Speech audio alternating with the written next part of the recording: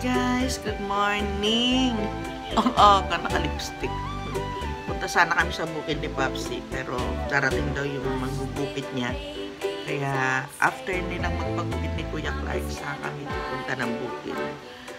So yun, bukid na naman kami kasi magtatanim ako. Plano kong magtanim para yung mga magaganda natin ng bugambilya, hindi siya mawala. Magkaroon tayo ng mga anak-anak-anak ng bugambilya, at saka meron nagre-request sa amin na ipagpatubo ko sila ng bugambilya, bibili nila. Pag nagising si Mama, gising na ang mga bebe. Good morning, Kakay. Okay ka na? Naka-diaper pa rin siya.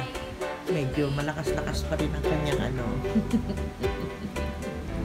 medyo malamlam siya, matamlay siya kapag may period.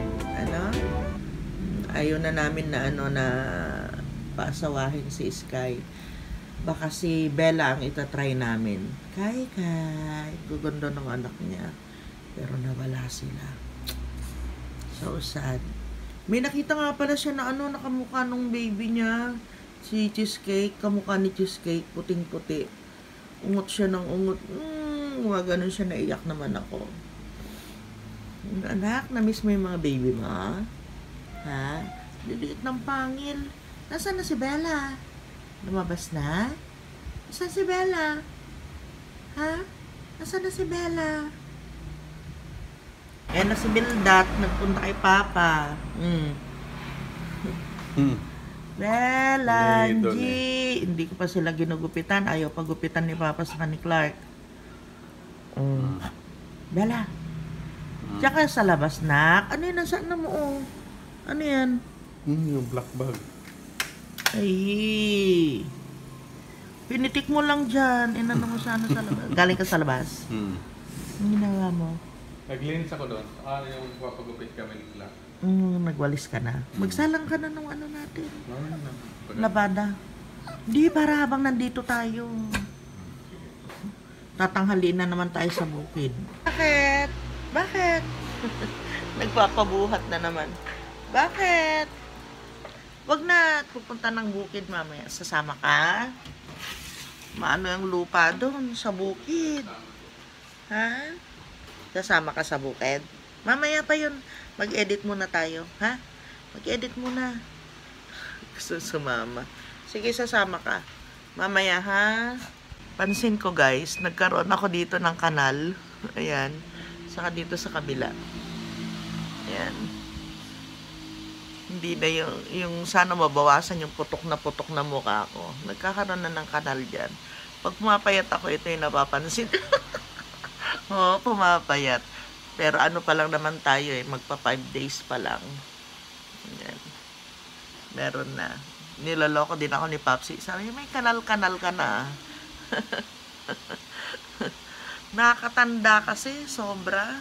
Tumanda akong bigla nung lumaki ako, lumapad. Dati naman ako mataba, guys. Kaya lang, hindi ganon. Sumobra na. Kaya gusto ko lang na mag-lose ng weight ng kaunti. Kahit konti lang, hindi naman yung payat na payat talaga. Kasi alam ko naman na hindi ko kaya yon. So, konti lang, guys. At saka para maging healthy din.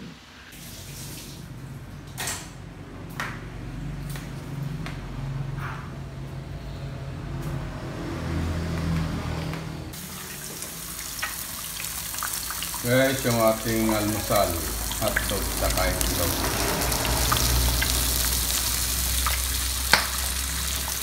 Saka nagpakulo na rin kami ng aming munggo. Mamaya po yung aming ulam. Isadong munggo. Saka may talbos ng ampalaya yan. Kahanap kami mamaya ng mabibili.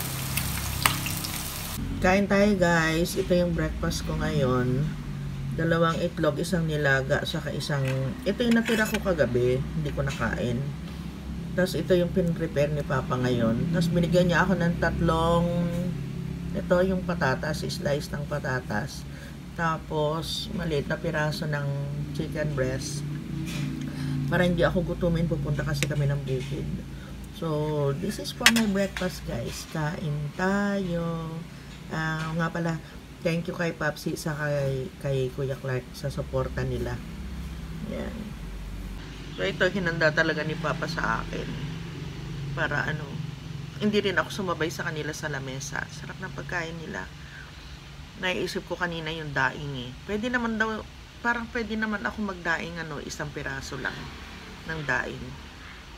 Ayun. Uy, nakikita na siya. Hindi na kagaya ng dati na putok, pero ilang days lang naman ito, guys. Ayan, Pag gumingiti ako, may ganyan na siya. Tapos ito, hindi na puro chin na nakaganyan.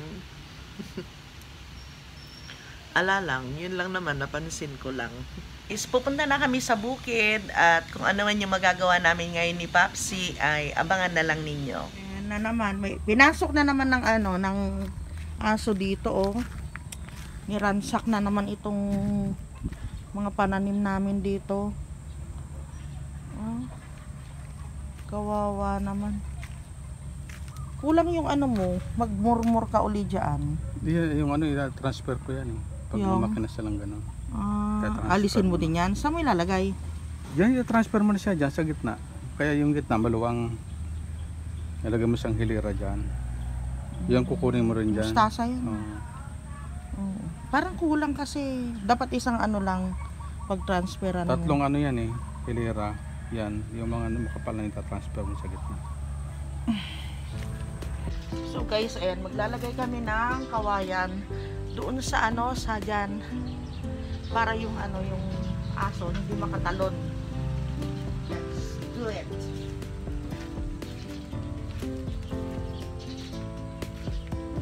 Pa, hawakan ko dito.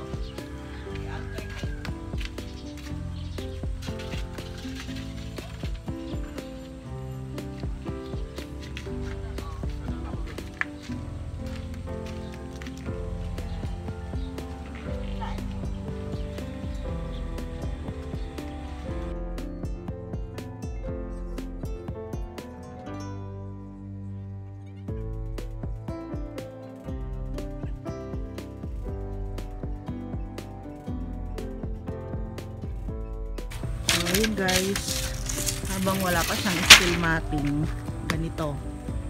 Ayan, lagyan muna namin ng harang kasi nga yung yung aso dito siya dumadaan. May daanan ba dyan? Siyempre hindi ko na makita. Tapos dito lagyan uli namin ni Papa. Yan, para-paraan na lang. Yan. Yan ang nilagay namin.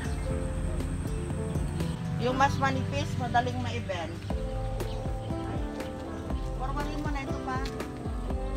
Yung mas manipis, madaling ma-event. Yung para-paraan. Hindi natin ma-event yung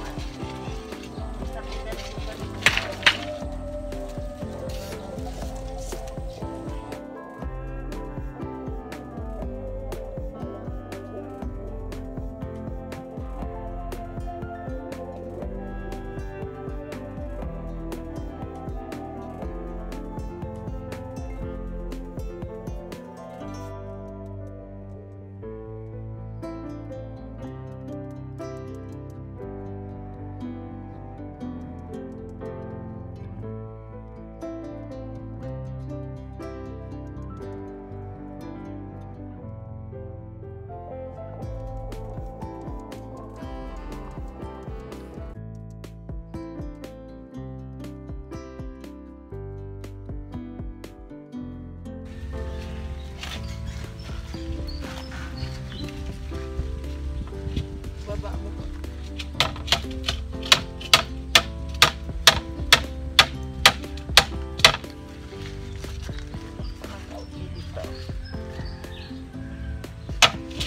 Ayun. Ayan. Okay na.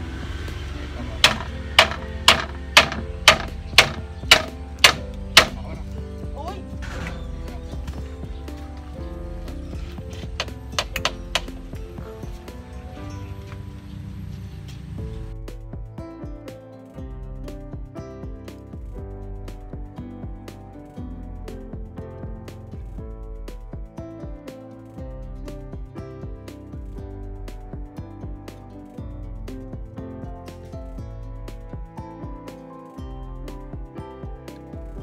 Puro manipis lang muna.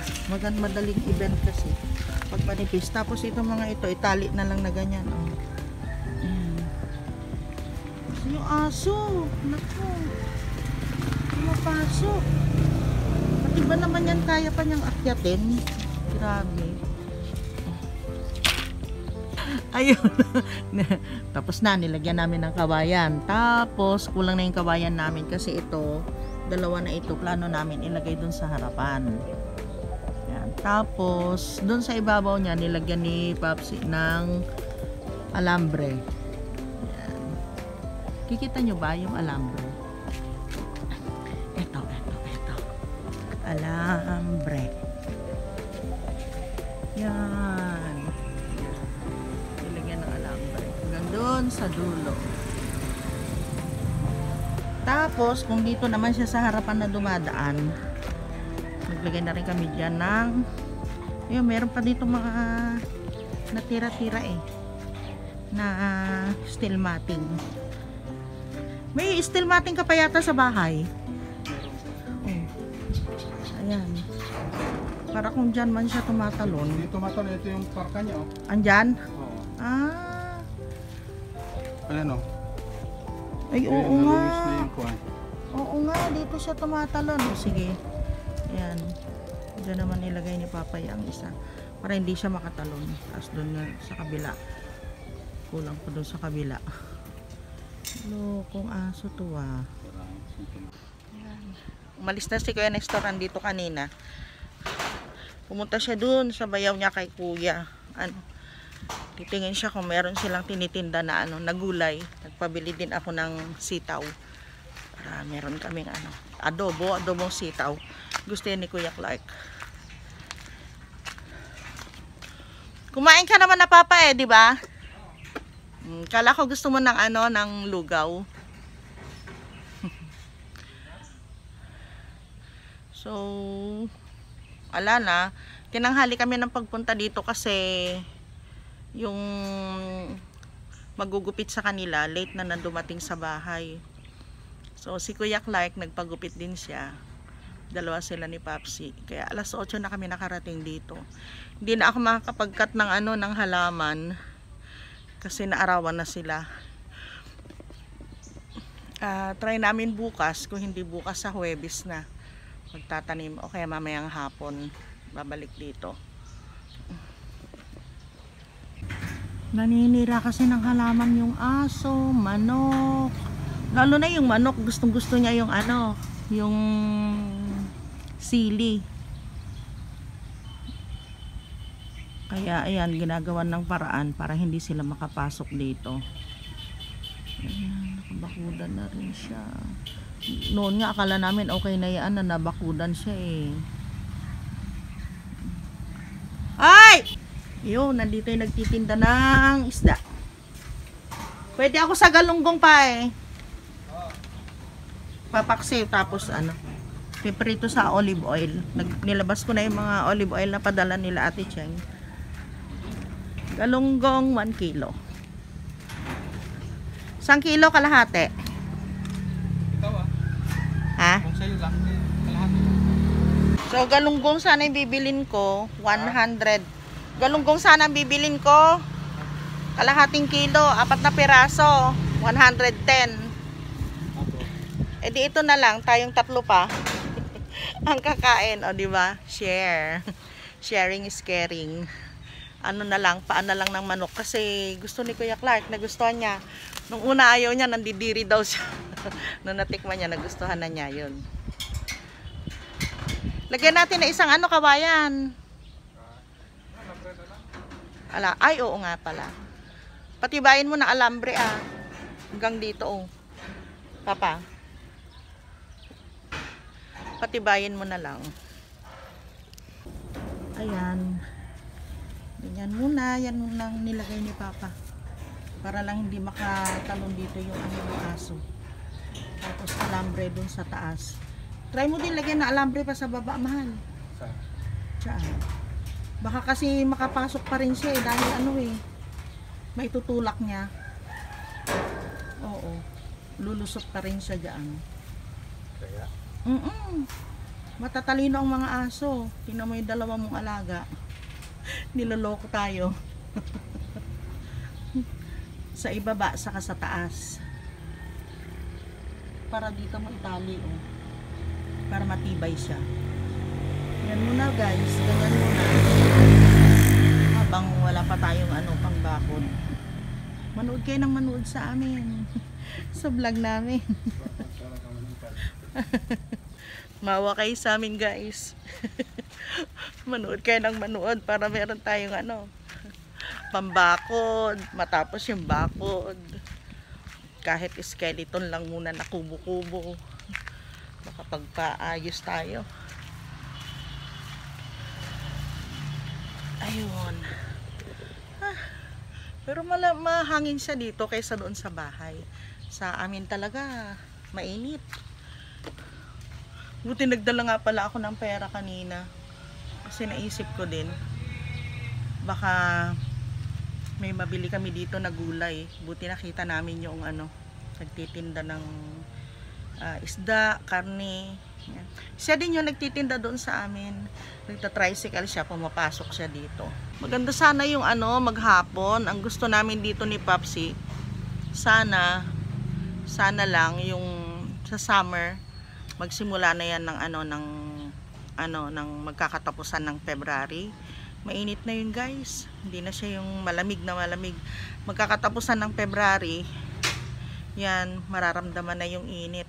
Gusto sana namin ni Popsi yung mailipat na namin dito yung dyan, itong kubo, para yung hangin, kasi yung nag-after kami dun sa hangin, tapos pwede kami dito mag-stay ng maghapon. Mahirap kasi pag guys, dun sa amin mahirap pag yung aircon, kami ng aircon, taas ng kuryente namin. Nung napalitan na nga pala yung aircon namin, nung na siya, split type na yung aircon namin, bumaba siya ng 1,000. Tapos nag-start kami na mag-aircon alas 2 ng hapon, yung talagang mainit na doon sa loob ng bahay. Naka-aircon na kami yan alas 2 hanggang kinabukasan ng alas 5 ng madaling araw. Dati-dati nag-aircon kami ng alas 6 ng hapon hanggang anong oras ba ito? 6 to 1, 6 to 2, 6 to 3. Ganon. Tapos ang kuryente namin noon, imaginein mo nyo yun guys malaki na tipid namin. Tapos ginhawa ng katawan namin. Kasi yung yung window type na AC namin, alas 6 kami nagsisimula na mag-aircon hanggang alas 2, alas 3 ng madaling araw. Yun lang. Tapos ang kuryente namin 5,000, 6,000, ganon. Ngayon naman, nagsisimula kami ng alas 2 ng hapon, naka-aircon na kami, hanggang alas 6 ng umaga. 4,000, mas mababa siya. Kaya okay lang yun guys. Sabi namin kay Kuya Clark, pag nagkaroon kami ng mga extra na pera, lalagyan namin yung dun sa kwarto niya para may aircon din siya. Pero sabi niya, okay lang mama, sabi niya, pupunta na lang ako dito pag mainit na mainit, sabi niya. Kaya nandun siya minsan guys sa kwarto namin. Hindi si Clark yung mabait na bata na hindi siya reklamador. Hindi siya nagre-reklamo. Kahit na Tsaka ayaw nun ng gulo, ayaw nun ng mabait. Sobrang bait na bata. Ayan na si Papang. Ilagyan mo na ng alambre, pati ilalim pa. Pati yung ilalim, promise. May promise pa eh. Oh, para hindi siya talaga makalusot. Siya rin lang na gumawa ka, yung tibayan mo na matibay na matibay. Yan, pinapahigpitan na ni Popsi, nilalagyan niya ng alambre, yung kawayan para hindi gagalaw-galaw. Mainit na kasi guys eh. Doon sa ilalim, lalagyan pa ng alambre. Kasi pag hindi mo nilagyan ng alambre, dadaan pa rin dyan yung pusa. Dito tumatay yung pusa eh. Ayaw pa naman namin ng tae ng pusa, tae ng aso. Baho-baho. Tsaka sumasakit yung tiyan ko kapag naamoy ko. Itong ganda-ganda talaga oh, Maharani. Yung 21 kg well oh. Ganda-ganda niya. Pero kailangan yun pag natapos na niyang mamulaklak. Puputulin ko siya para hindi siya pataas ng pataas. Ang hinihintay naming mamulaklak itong mga ginraft ni Popsi. Yan, mga yan. Tsaka yung andon yung dalawa dyan. Ay, hindi pala natin mabuhat yan ano. Mabigat. Dalawa nga kayo ni Clark. Nahihirapan pa kayo eh. Para mailagay sana dito sa arawan. Parang yun o papa o, nangungulunto yung andon. Baka nainitan siya ng pader. Hindi. Baka kailangan iipihit mo lang, iganito mo para hindi siya nakadikit sa pader. Kasi baka dun siya naiinitan eh. Yan na. Sinop na guys oh. Matyaga talaga ito. Ito ang gusto ko malinis talaga. Yan, yan, yan. Kasi hindi kami makaporma hanggat ito hindi naayos eh. Kailangan may paayos namin yan. Mailipat. Tapos kapag nailipat na, gagawin din namin yan na na halamanan. Yan. Tapos. Ha? Oo, maganda maggumawa dito ng greenhouse. Pero saka na, mahalaga yung kubo talaga eh. Gusto ko yung kubo talaga masimulan kahit paunti-unti lang sana. Para sa summer nandito kami. Ang hirap guys, napakainit sa bahay namin. Noong nakaraang summer, natulungan din kami dito ng bukid na ito kasi dito nga kami madalas. Kaya lang hindi kami makatagal diyan guys ng ng after ng alas 2 ng hapon hanggang alas 2 lang kami dito.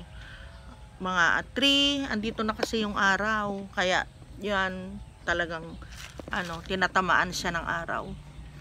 So mas maganda talaga kapag mailipat paulit-ulit. Kasi yun talaga guys ang ang pinapangarap namin ni Popsi bago mag-summer sana. Napakainit kasi sa bahay, nasubukan na namin. Pero meron naman na siyang aircon. Kaya lang, yun nga, pag aircon naman kami ng aircon, kawawa din kami na nagbabayad ng ng kuryente. Dahil lalo na ngayon, meron na si Kuya Clark. Mas maganda kapag nandito kami. Tapos ihaw-ihaw, sarap. Yun nga sabi ni Kuya Clark, maganda mag-ihaw-ihaw dito mama, sabi niya. Nalimutan ko, hindi ko rin natanong eh. Anong dahon yan? Oo. Ayun tayo kumuha ng dahon kala Saan? Bueno, kapitbakan. Ay, dahon na ang palaya. Kuha ka na dyan. Manalbus ka na. Dito sa akin, Manalbus-nalbus ka na. Hindi, kahit yung mga lang niya, yung dahon-dahon lang. Oo. Pwede na. Pero mas pinasimple pa rin buhay dito. Tsaka tahimik dito. Hindi kagaya doon sa sa amin, sa kabila. Maingay. Lalo na yung mga tricycle driver. Kaninang umaga, naku, ingay-ingay nila. Nag-i-edit ako. Ingay-ingay. So, maganda dito. Yung nabili ko nung nakaraan, yung liliit.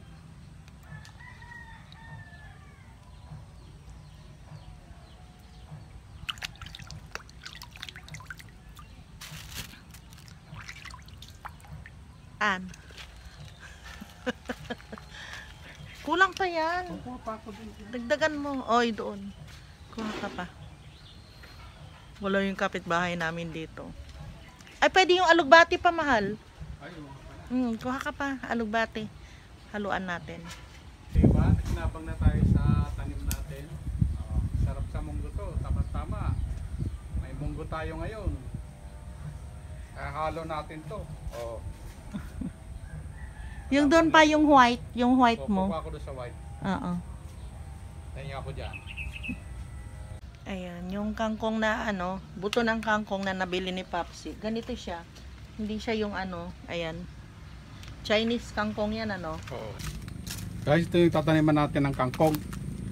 Ito ko itatanim sa ilalim ng balag. Ayan. Kita nyo naman yung balag na yan. Marami na nakatanim dito. Ilagay natin dito. Ito lang yung mga buto. Yun, ganun lang. Oh, sabog-sabog lang natin. Kaya lang tingnan natin kasi maraming lamgam eh. Kinakain nila yung buto.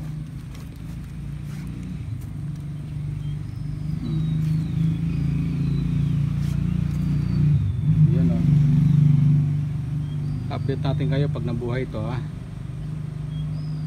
Update pala namin kayo. Yan guys, tabunan na natin. Gamitin natin yung rake. Malapit lang ang lupa dito. Yun. Hirap itulak.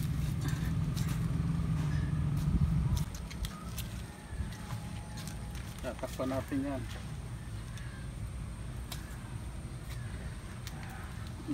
Dito. Para marami kaming tanim. Maraming mga guys. Pantay ng kangkong, diba? Oo, kangkong ang May kangkong kami dito pero mga wild. Ayun. Matigas. Sarap to. Chinese.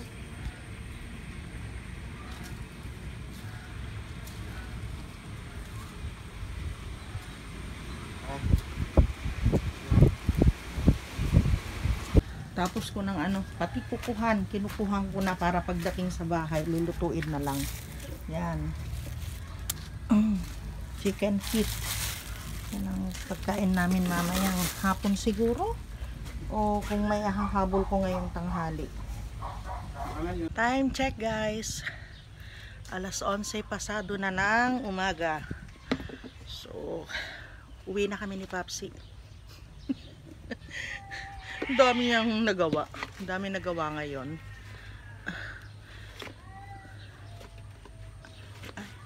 Ayan. Grabe, iyak ng Oh. Pusa yun. Kala mo umiiyak na tao. Tara na pang. Okay. Sana makabalik mamayang hapon. Kung hindi, bukas. Ay, bukas? O, bukas ng umaga. Naghabulan yung pusa. Siguro dadagdagan pa natin yung hollow blocks dyan. Oo, dagdagan pa dito. Oh, ganda ng maharani mo. Ganda nga eh. Ganda ng mga halaman. Ganda ng mga bulaklak nila. Nagbigay sila ng bulaklak ngayon. Nagbigay sila ng bulaklak ngayon. Nakapwesto na kasi sila naman na maayos eh. Oo. Sana mamulaklak na ito Kaya nga, yan nga ang hinihintay eh. Mapwesto na siya mamulaklak. Para makita natin yung mga bulaklak nila. Sa isang puno kasi marami kami nilagay 6 ng... months kasi ito eh. Ha? 6 months. Bago mamulaklak? Oo. Talaga? 3 to 6 months pagka talagang nalagaan mo na husto.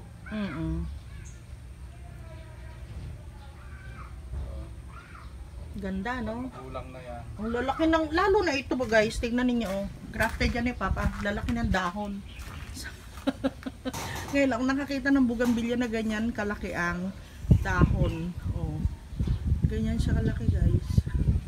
Tapos ito gumanda na mahal oh, yung elephant ear mo.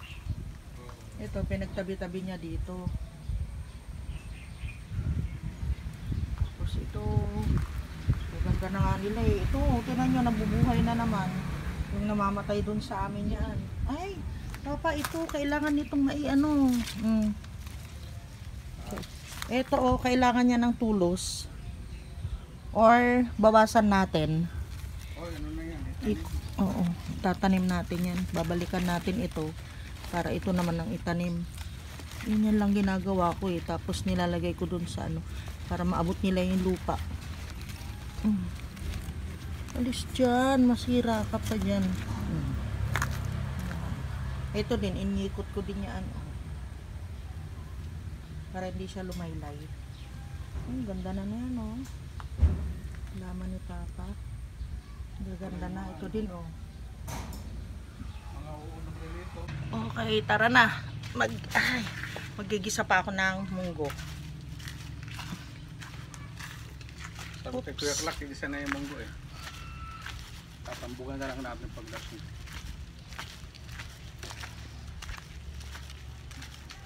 Luwang. Ganda.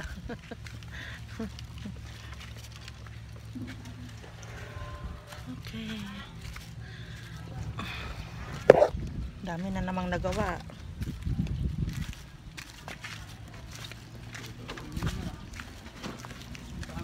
Aray. Papa. Dito talaga guys, walang arte-arte. Mainit talaga pag ganyan, pauwi na kami. Dito kami nangingitim ni Papsi, pero okay lang. Ay, ayaw mo pa ba niyan? May sarili ka ng lote. Let's go home. Dito naman tayo sa bahay. Sana may magawa pa ako sa bahay ngayon.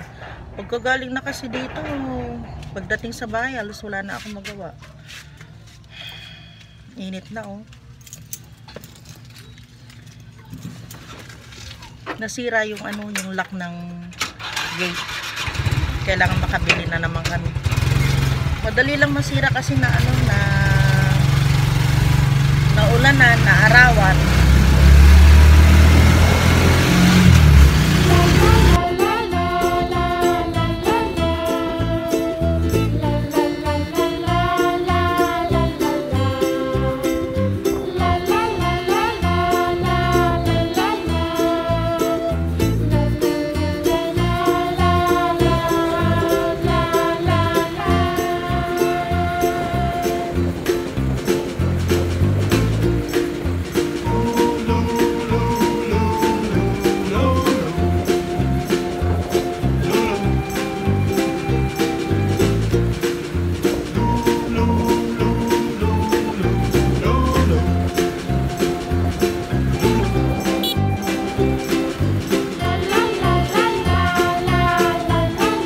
Salamat po sa panonood ng aking mga video.